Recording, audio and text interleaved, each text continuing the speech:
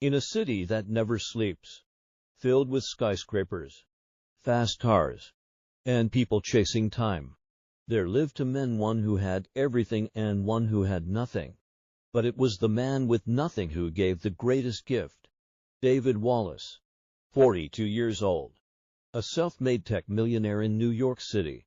He owned for companies a penthouse overlooking Central Park, luxury cars, and dined in places where the bill could buy someone's rent for a year. But every night he stared at his ceiling and felt empty.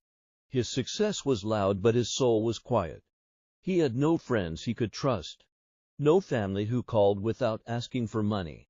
Just silence. One rainy Tuesday evening, David sat in his car, stuck in traffic near 7th Avenue. He looked out the tinted window and saw a homeless man sitting on the wet sidewalk, soaked, freezing yet smiling at the sky. Something about that man's expression broke something inside David. Why is he smiling? He whispered to himself. He has nothing. The next day, David returned. He couldn't explain why, but something pulled him back to that street. He brought an umbrella, some food, and a warm jacket. The homeless man looked up and smiled. "Thank you," he said, "but I am okay." David was shocked. "You're okay? You're sitting in the cold with nothing?" The man chuckled. "My name is Michael. I used to have everything too, until I realized it was never really mine." That sentence stayed in David's mind all night. Over the next 2 weeks, David came by every evening, not with food, but with time. He listened.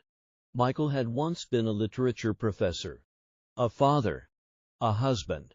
But after losing his daughter to a car crash and his wife to grief, he spiraled.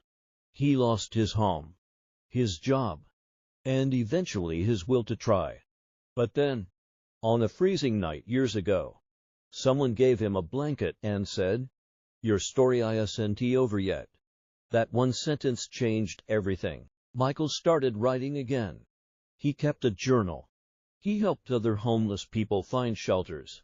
He smiled not because life was easy, but because he chose to still care. One day, David asked, "What do you think I am missing, Michael?"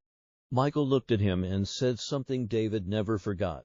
"You've learned how to make a living, David, but you've never learned how to live."